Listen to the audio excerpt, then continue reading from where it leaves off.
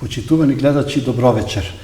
Вие и овој пат сте на вистинската фреквенција, на фреквенцијата на вистинска телевизија и ја следите емисијата во потрага по вистинскиот збор. Ние сме тука постојано да ја правиме таа потрага по вистинскиот збор, но не само по еден збор, туку и по повеќе зборови, а вечерва имам ретка прилика и пријатна можност да разговарам со еден писател, Саво Костадиновски, кој што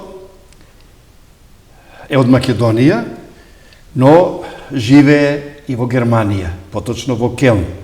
И слободно можам да кажам дека Саво Костадиновски е и македонски и германски писател, бидејќи е член и на Друштвото на писателите на Македонија, но и на Сојузот на писателите на Германија. А она што посебно сакам уште на почетокот од емисијата да го истакнам и воедно да им кажам на гледачите да ја гледат оваа емисија до крајот, бидејќи ќе имаат ретка можност да запознаат една многу ретка, специфична и оригинална личност, бидејќи Саво Костадиновски е еден од највредните македонски писатели. Тој досега има објавено точно 176 книги. Мислам дека е ова навистина рекорд.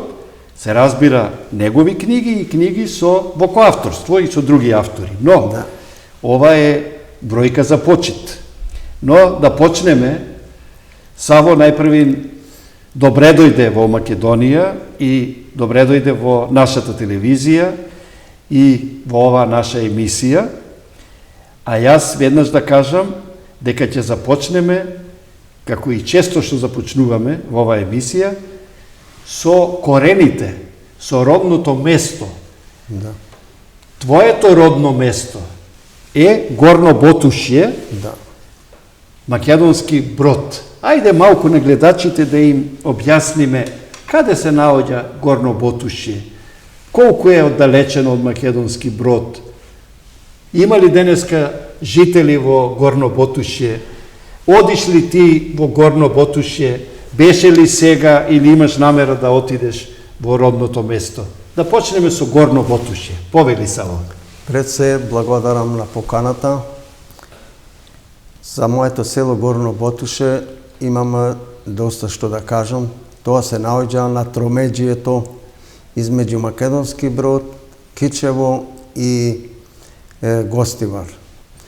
Тука ја делите планината со Кичево и со железна река. Так. Да. Од каде што беше Радован Павловски. Да, од каде што Радован од железна река. Ние сме и сватоштине со Радован Павловски. Так. Воедно сакам да кажам дека од Македонски Брод е оддалечено доста километри и се наоѓа веќе на границата со Кичевска општина. Значи повеќе кон Кичево. Кон Кичево. Тоа не делит нас планината Добра вода. Добра вода. Во продолжение од Сува гора која е над Гостивар. Многу интересно име на планина Добра вода. Добра вода. Ти обично за реки вода. Да. Планината Добра вода е една планина која што одамна што се вика полна со сточарство и воедно таа планина имате извори и познатите се ботушки извори во моето село Горно Ботуше. Така. И така што селото мое Горно Ботуше, колку што имам читано во книги, почетокот на 19 век имало 444 жители. Многу интересно. Да, најголемото село било во Поречието. Така. А сега пред 4 години бев во селото, имаше само еден стар брачни пар. Само уште двајца останале. На време есен на пример, ова есен доаѓаат скоро сите кои што се раселени претежно во Да си го видат родниот крај, родните куќи, родните и огништа. собираат костени и ореви. Костени и ореви. И за прославата на Костенијада во октомври земаат учество и тоа е многу посетено по тие поводи. А воедно го посетуваат масовно летни и зимски Свети Никола. И заводици се тука. Значи животот е, што се вика, не прекинат, младата генерација се враќат, само единствено село е без асфалтен пат. Во целото село Порече, кое што брои над 60 на села. Така, значи единствено село кое докаде што нема, колкав е тој пат кој што би требало да се направи? Од реката Мала река се одите према Растеж и од Растеж се двои патот. Како километри? Колку километри? 8 до 10 километри. 8 до 10 километри. Да, бидејќи се одит низ долно Ботуше. Така. Јас на гледачите да им кажам дека ти се обраќам со ти, бидејќи се знаеме долги години, децении и сме блиски и пријатели сме. Сега, Саво, сакам да те прашам, да ми кажеш мене, ама и на гледачите се разбира, ти основното училиште го заврши во родното село? Имаше во Горно Ботуше основно училиште? Основно училиште Пере Тошев во село Горно Ботуше, а после продолжи во Гостивар? После татко ми беше таму вработен во Гостивар и за да не пешачам јас тие 8 километри до 10 километри до Растеж, се преселивме во Гостивар. Интересно е името Растеж. Се надевам дека има таму барем некаков растеж во Растеж, или таму е криза? Има и воедно и доста села, сега бев во Македонски Брод и доста села се обновени. Одлично. И цело едно село е обновено покрај езерото, каде што било селото во рамнина, па сега е обновено од страна на езерото. Зборуваме за езерото Козјак? Да, езерото Козјак. Добро. И тоа. Сега, сакам веднаш да прашам. После тоа, каде оди твојот животен пат? По завршувањето на средното училиште во Гостивар. Да. Каде оди Саво Костадиновски? Каде те однесе патот? Пред се, јас сум во Македонски Брод, си се шетав. Така. И најде еден од реканските села, од Битуше. Од Битуше. Да. И од Мавровскиот крај. Да. Он ме праша што работиш, дали сакаш нешто да работиш? Јас сакам, рекол, да работам. И он од Македонски Брод ме зеде Славонски Брод.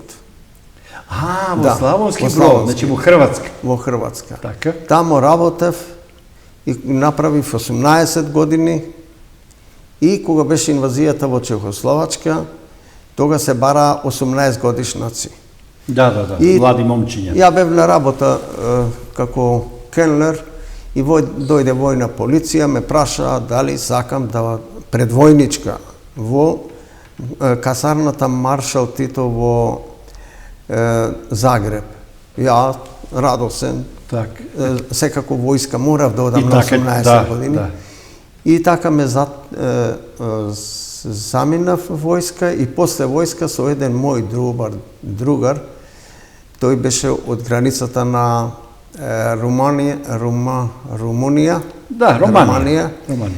Така што негова тетка од сестра од мајка му работела во Минхен. Во Германија. И ми рече за джепарлук да дојдеш да работиш таму. А он прав германец. А затоа со мене имав германски учено пред војска. Тоа ти помогна сигурно многу. И појдовне во Минхен. Но не му се допаѓаше, се врати назад, ја останав тука, бидејќи слушнав Останав таму, во Минхен? Да, во Минхен, бидејќи слушнав дека и странската младина има право да се прешколува и дошколува. Интересно. Да, јас за една година 72 бев во Франкфурт и од 73 година се уште сум граѓанин на Келн.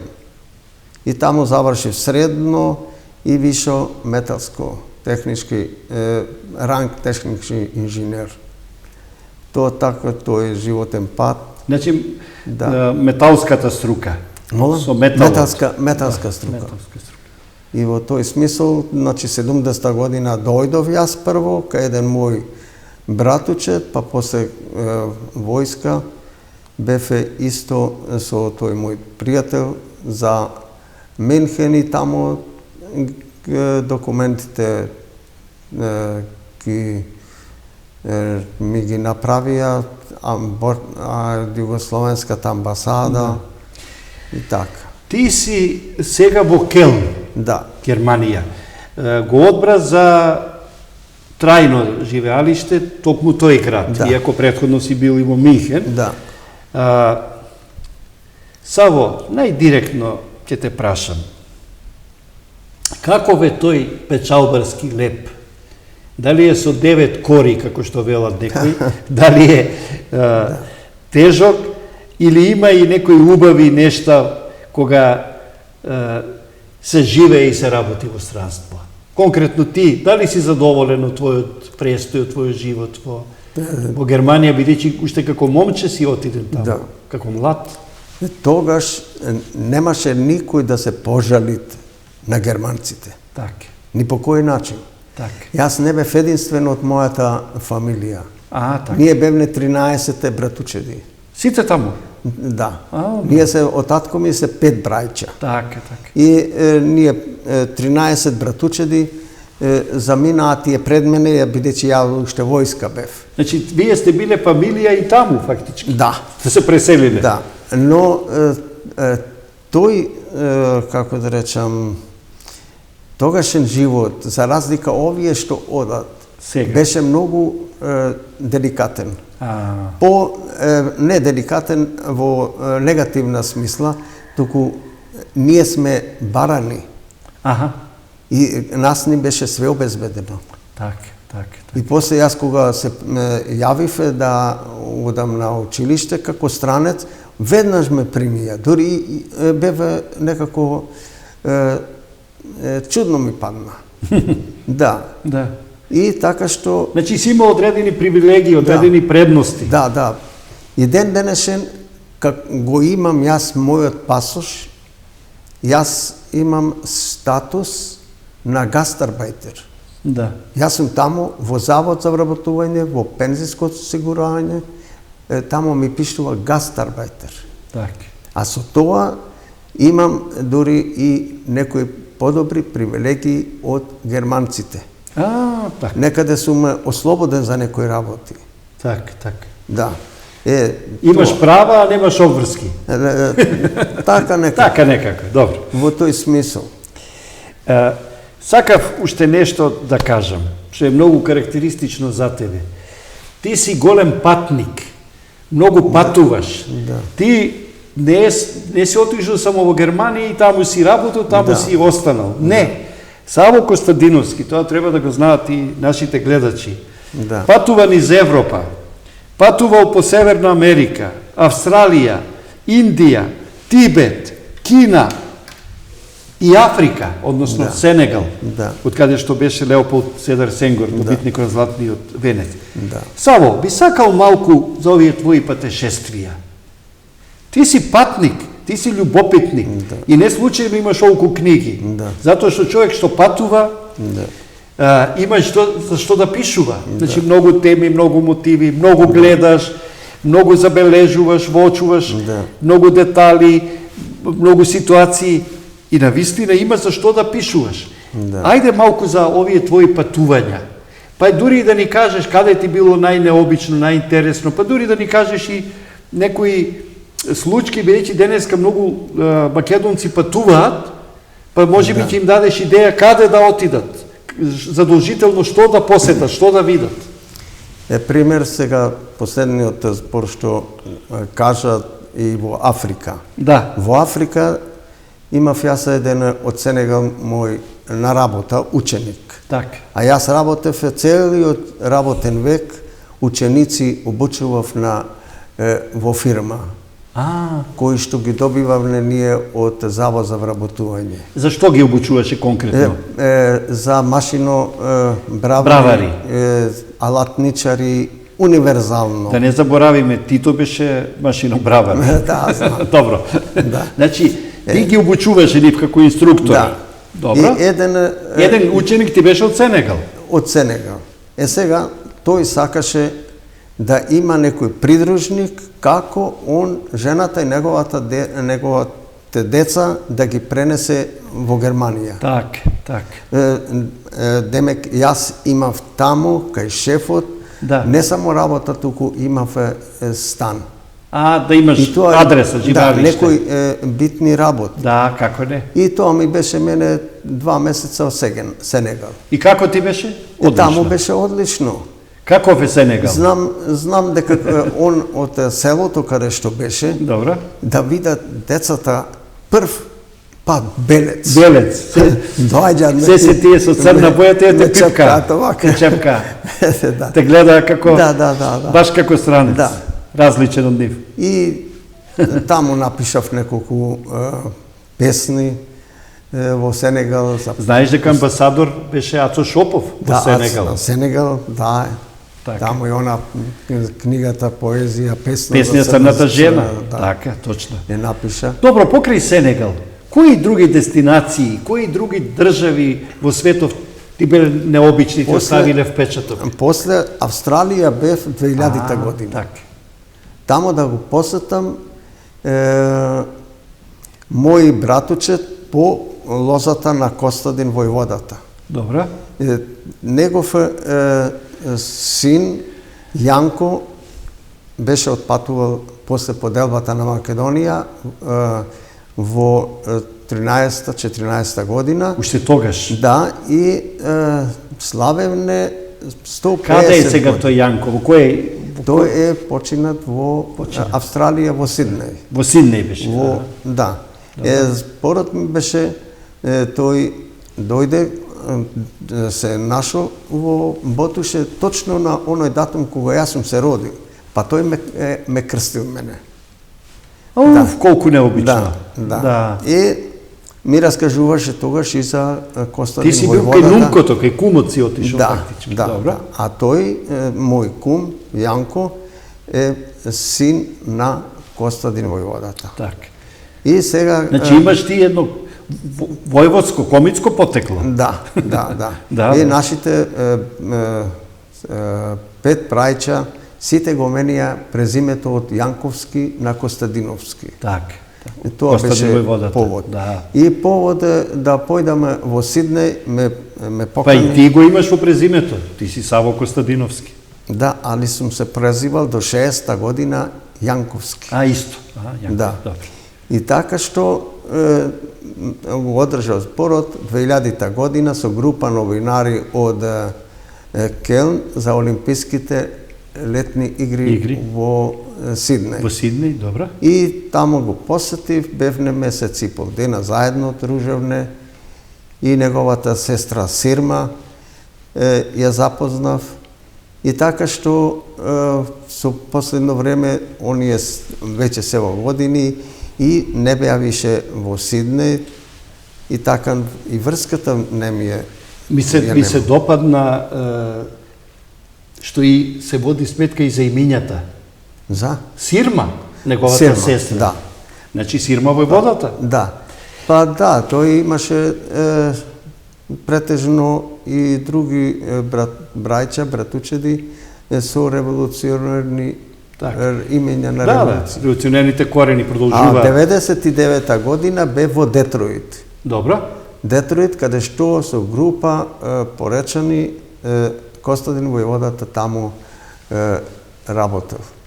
Да? Да. И се вратил за Илинденското востание. Потоа за Илинденското востание се придружил и татко на мајка ми. И така. И ти треба за ова да пишуваш, односно сигурно имаш напишано. Го имам напишано романот Трите века. Така. Трите века е роман, три континента, три човечки судбини и трите дела на Македонија. Го имам сето тоа со Значи, еве, реалистична да проза. знаат гледачите да ја побараат таа книга, Трите века, сигурно ја има во, Ја имам по библиотеките. во библиотеките. 2-3 пати е наново објавена. Преобјавена. Значи, една необична книга, токму за македонската судбина. Точно така. Сега, Саво, сакав да те прашам веднаш. Ти си автор и за возрастни, ама и за деца и млади. Да. Во твојата биографија, јас веднаш да кажам за гледачите, од Википедија ја испринтав,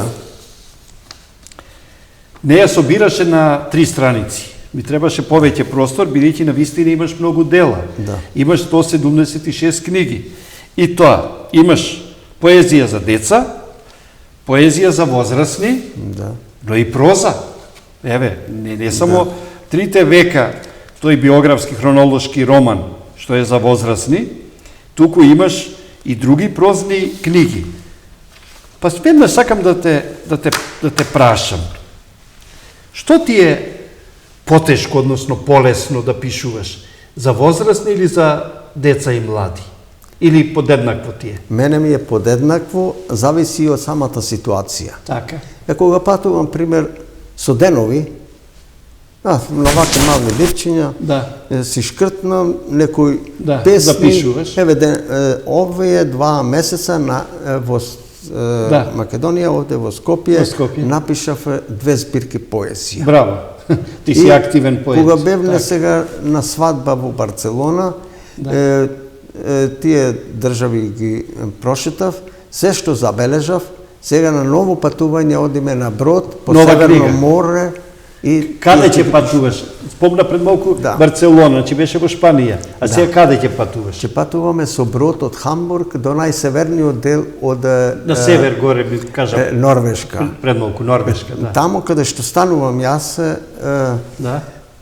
студенти беа во Норвешка и таму има некои места на оѓалишта на фосили. Интересно. И као геолог ја интересира Така. таа Сузана, Да. така што ние ќе останеме во некој град можда само неколку часа. Добро. Ако немаме Да, нешто што ни интересира. Добро, ама- во некои градови постануваме со денови. Добро, ама темата фосили Да. е многу интересна и за Да, точно така. пишување, тоа човек да Да. го доживее, да го види. Да. Сега сакав веднаш да те прашам, бидејќи имаш многу дела, навистина многу книги.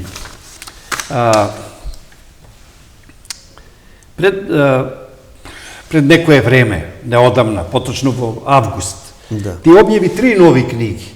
Да. И еве тие 3 нови Не книги. 6 се, другите се на германски. Добро, Овие се да, 3 на германски и 3 на македонски. Три на Јас сега македонски. кажав на македонски, значи 3 Да. книги, кои што и не ги донесе овде во студиото, и јас една по една ќе ги представам, ќе ги покажам на гледачите. Една од тие 3 книги е Нови посветени песни.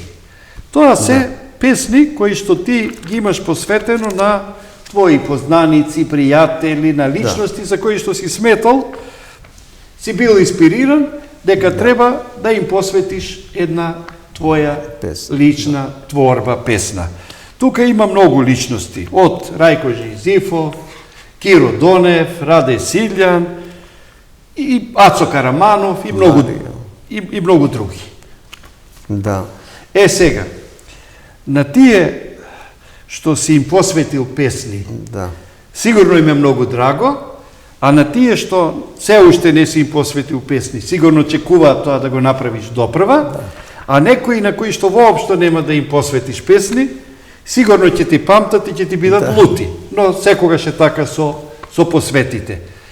Сакаш ли нешто да ни кажеш за оваа книга, плюс од ова ја што го кажав? Ова книга, поради насловот можам да кажам, Добро. Нови посветени песни. Така. Бидејќи минатата година објавив исто така обемна книга едноставно посветени песни. Да, ово се нови. Да, најнови.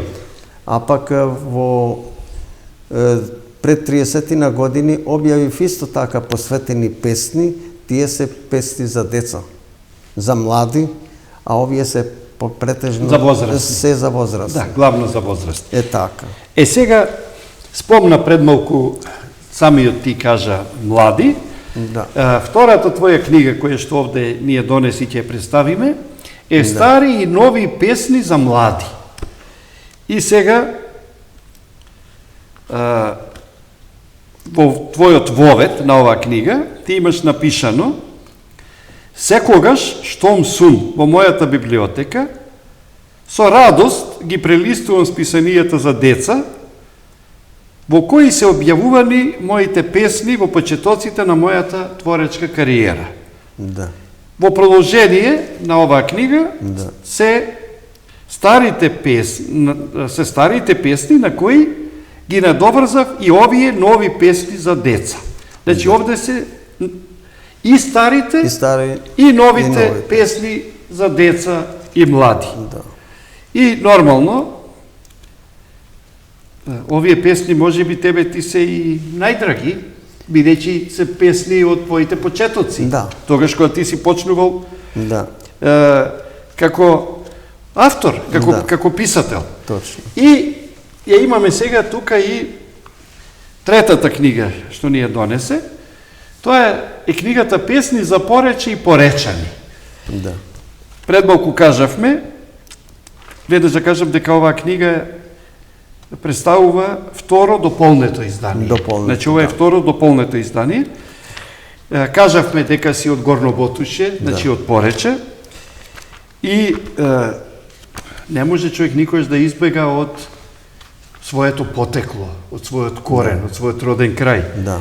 За тебе, тоа врзивно ткиво, тој корен е Порече. Да. И ти си поречанец. И сигурно оваа книга исто така ти е многу драга, бидејќи тука има песни и за твои соселани, сограѓани. Во оваа книга ти се подсетуваш и на минатото. Еве книга во овој миг додека ја говорев се отвори кај песната Порече и неговите бранители. Песна посветена на Ѓурчи Наумов Плякот. Значи се подсетуваш овде и на револуционери, се подсетуваш овде и на современици. Значи една книга која што постојано те поврзува со твојот роден крај. Ја знам дека ти доаѓаш често во Македонија. Ти не си од тие иселеници кои што забораваат кога отишле или кога дошле овде. Јас мислам дека ти секоја година доаѓаш, некогаш можеби и повеќе пати, ама знам дека Саво Костадиновски традиционално, редовно ја одржува врската со Македонија и со својот роден крај и не случајно си член на Друштвото на писателите на Македонија, исто како што член на Сојузот на германските писатели, но ти си еден од ретките кој што ја следиш литературата и кај нас. И многу си информиран, знаеш кои се тие писатели, стари и нови, што и како пишуваат, ги следиш и нивните изданија, и јас ти благодарам што тоа го правиш. Навистина добро е тоа да се прави редовно и да се прави со љубов. Ама сакав да те прашам, знам дека ти си активен, дека пишуваш и во Германија, ама пишуваш и пред малку самиот го каже, кога си и овде. Да. Па да те прашам, кога имаш повеќе инспирација? Кога си во родниот крај и имаш повеќе овде време или обратно? Или имаш повеќе време во Германија, па таму повеќе пишуваш? Зависно е од темата. Од темата, да. Точно. Кога... Овдека сега тие две збирки што ги напишав, ги имам некако како подсвесно да ги носев со мене. Так. И некако ме одлеснија кога веќе ќе напишам 13 песни на еден ден. Во еден ден. Да. И така што со тоа чувствуваш као потреба тоа да излезе од тебе. Да. Да го ставиш на картија. Релаксирам. Си се релаксирам. И така и овие песни настана од што се вика некогаш ги пишував во еден стив, во еден замав. И поезијата е таква. Некои песни овдека ги имам директно напишано на германски, па ги преведов. Да. Се преведуваш себе си, фактички, да. Да. Не ми е тоа мене тешко кога јас се... И обратно сигурно правиш. Песни од македонски пак ги преведуваш на германски за да ги објавиш. Имам на од германски. над 30 автори преведено песни на германски и се двоумам и не го знам правилото и редоследот како да ги објавам. Или посебно преводот, или пак со мои песни и преводот заедно, што е по изводливо во тој смисол. Вака, сакав да те прашам нешто. Кога почна ти да пишуваш поезија? Дали уште како ученик во основно училиште или подоцна? Воопшто, кога почна со пишување? Да. Добро се сеќавам. И јас мојата прва песна е напишав за домашна работа повод земјотресот во Скопје. Така. Така што таа песна ми беше и наградена на Зиден весник. Така. И едно време... Тоа беше во основното училиште? Да, основното училиште во Гостивар. Во Гостивар. Тогаш и јас настрадав. Имам рана на ногата рана. Но Како насрада? куќата се како да речам, беше на реновирање. Добро, ама каде беше куќата? Во Гостивар. Во Гостивар, значи тој земјотрес во Скопје. Да, и имаше последици и таму. Да, и последици, но куќата беше во реновирање и падна една греда. И те повреди. Преку ден. И знам, тоа ја напишав таа песна, но едно време уште таа песна ме некако држеше и со отстојание, бидејќи таа беше болна песна. Да, 26 јули 2020. Да. Ова е 1963 година. 63-та. И всушност до наредната година па напишав уште една песна за 64-та. И така што до ден денешен имам за секоја година по една песна. Така. И во самата книга пишувам... Значи од 63-та година па наваму. Да, и таа книга под наслов Стихувани години. Така. И таа книга ќе ја преобјавам повод 60 години од земјотресот и како мој втор живот. Па тоа треба да го направиш поскоро, бидејќи 60 години се навршија минатата година. Да, јас се на минатата година и ја објавив. Така. Ја објавив. Сега, сакам повторно за истото да прашам. Да. Потоа, после основното училиште, значи активно продолжи да пишуваш и во средно, и го кажа оној период кога си бил во Хрватска, но ме интересира конкретно за Германија. Да. Зошто во Германија продолжи да пишуваш? Затоа што тоа беше носталгијата, поради родниот крај татковината, се чувствуваше како странец таму, и беше ли тоа разговор со себе си пред се пишувањето? Всушност, точно така го кажа веќе еден некој спор од самата песна, која што имам на крајот збирката, песна за самиот себе си. Така. Да. Така што и во што се вика носталгични провејува носталгиите во моите стихови и ги пишував исто било каде да бев, тоа точно. Ама како еден вид дневник, како еден вид хронологија на враќање. Како еден вид дневник ми остана збирката Стихувани години, за секоја година да пишувам по една песна. А после лето во родниот крај, ја напишав збирката, така. исто со носталгична тема, и така што секое моје идење селото го посетував, и кога бев тоа време во летото во Ботуше, по тој повод и ја напишав збирката Лето во родниот крај. Сакам да прашам. Јас се сретнав со тебе и кога бев во Германија еднаш, во една прилика, на сајмот во Франкфурт, и таму дојде и ти, и ми беше драго што се сретнавме и се видовме.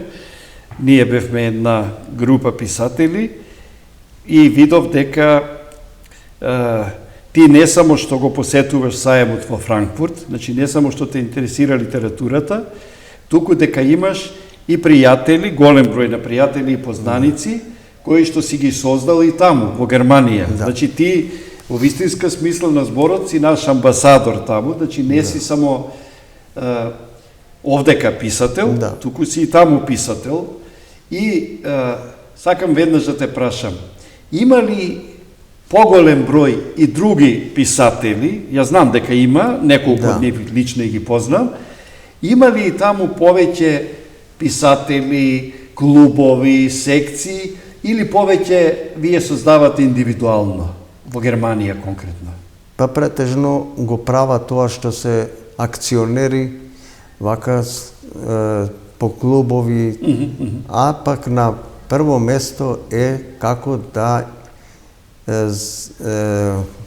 го одржиме македонскиот јазик, дополнително училиште, дополнителна настава за македонски јазик, доаѓаат децата после редовните часови на дополнително. Е тоа. А со друго, можам да речам, има разни музички секции, имаме по според некои поводи, како 11 октомври. Да, па има исто манифестации, приредби. Да, манифестации, правиме приредба. Собирања. Децата настапуваат со своји творби, игранки и така. Мене лично ме израдува сега ти со твојата изјава дека има часови дополнителни за учење на мајчиниот, на македонскиот јазик. Јас кога бев неодамна во Шведска, забележав дека младите не само што не го говорат македонскиот јазик, туку и повозрасните некако го подзаборавиле. Значи, подолго време не дошле тука, а не пак своите деца да ги научиле за своите корени, за својот јазик. Постои ли таа опасност и во Германија да се заборави македонскиот јазик? Или има грижа се води за тоа? Преку овие курсеви за јазик, преку Дојче Веле, радиостаницата. Како ти гледаш на тоа? Дали овој голем број македонци што се таму дојдени, ќе се враќаат ли тука или остануваат трајно и вечно таму? Какво е твоето гледање? Во последно време што се одселуваат и доаѓаат нивни роднини таму, и можеби и тоа влијае дека тие не се гастарбајтери, туку тие се измечари. Е сега, овие млади што дојдоа, што ги имат, тие се привремено, баш времено тука, а со една нога се назад вратени. Значи тие ќе се вратат? Ќе се враќаат, бидејќи таму е сосема друг систем и, како пред малку што реков, јас сум гастарбајтер, мене ме барали, јас сум имал подруги бенефиции. Овие не ги бараат, туку тие бараат. Точно. И има разлика. Ги ставаат во лоши работни услови. Да, на потешки работни места и во полоши работни места. Во прашање е здравието. И сега, тие се, како да речам, како пример за назад враќање, па и некои што се таму, и тие да се вратат назад. Добро. Овие економски миграции, движења и овие, би рекол, социолошки прашања се поврзани со печалбарењето од една страна, од друга страна потребата за работна сила, посебно во секторот здравство, голем број медицински сестри кои што се потребни во Германија и слично. Но во сета таа ситуација, во сета таа приказна, да речам, Саво Костадиновски ни еден миг не заборави досега на Македонија. Во твоите книги бројни се песните за татковината и за мајковината, за Македонија. Ти си еден од вистинските наши представници, печалбари, писатели, кои што живеели и работеле во странство, но никогаш не заборавиле од каде се родиле и од каде тргнале, од каде почнале. Па во таа смисла сакав да те прашам, пред малку ти спомна 3 книги на германски јазик објавени. Покрај овие 3, уште 3, 6. Дали се тие книги со твои стихови на германски јазик, ама тие се сигурно овие исти твои песни и на македонски или други песни? Јас ги имам моите 41 збирка двојазично. Така. Сега само на македонски ги објавив во заедно со една поетеса и тие песни секој по 50 песни имаме. Така што тие се само на германски јазик? Само на германски јазик. Тоа сака да објаснам. Добро. И сега веднаш да прашам, бидејќи полека се движиме и кон крајот, да речем, на емисијата. Ти спомна дека сега те очекуваат патувања, дека ќе одиш горе на северот од Европа, значи во Норвешка, на едно патување, дека неодамна си бил во Шпанија, па ме интересира, што е тоа ново што сега овде додека си во Македонија го пишуваш и го подготвуваш? Дали само поезија или можеби пишуваш и проза, можеби расказ, можеби роман, можеби сведоштва? Што е она што, еве, за гледачите ексклузивно, да речем, премиерно, да ги информираме на што сега работи во овој миг Саво Костадиновски? Јас знам дека пред малку ми покажа еден мал бележник и дека си активен и дека секојдневно пишуваш. Но покрај овие 6 книги во август што излегоја, што е тоа што треба наскоро да излезе од печат? Тоа сакав вака, поконкретно те прашам.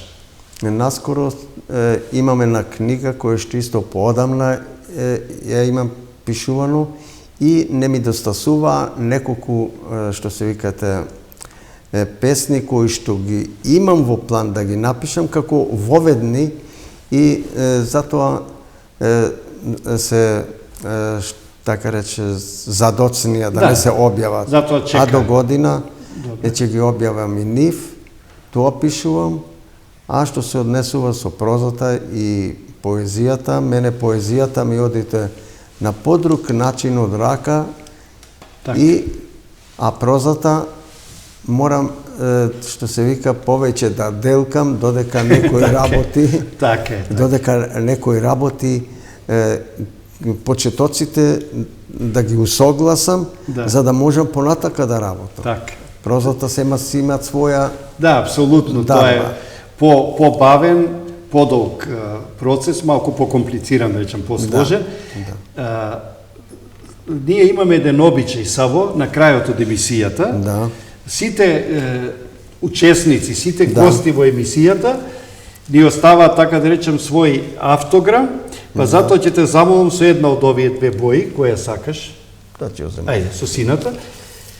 Овде да напишеш твоето име и презиме, значи горе подпиши се со цело име и презиме, значи Да. Саво Костадиновски. Кој си со покрупни букви, добро.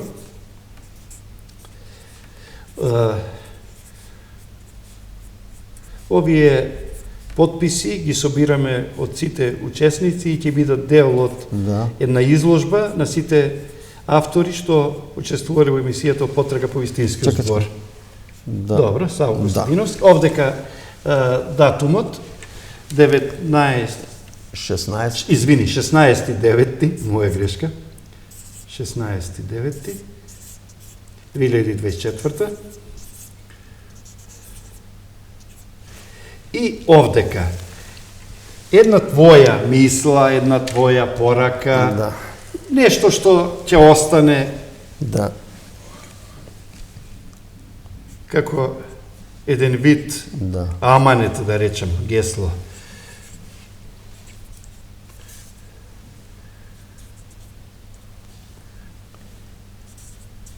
Најдолги се, ја Да. читам гласно за гледачите, Да. најдолги се Патиштата. патиштата,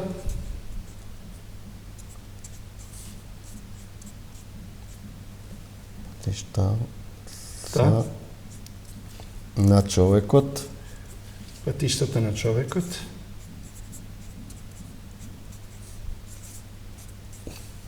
во потрага во потрага,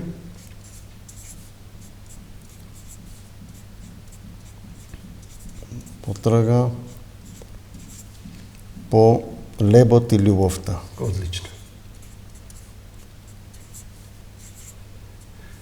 Ова уште една ќе го прочитам, веќе навистина прекрасно е и коцизно срочено.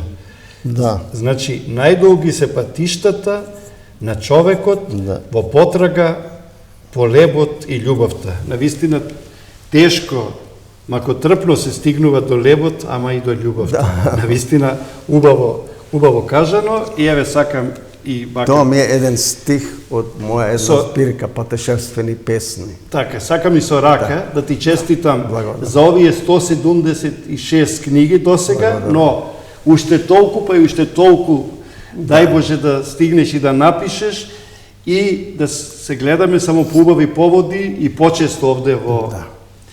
Македонија. Ти си вреден човек, вреден автор и јас воопшто не се сомневам дека и в година ќе објавиш нови твои книги на радост на граѓаните, на возрастните, но и на децата и младите кои што се твои читатели. Да, благодарам.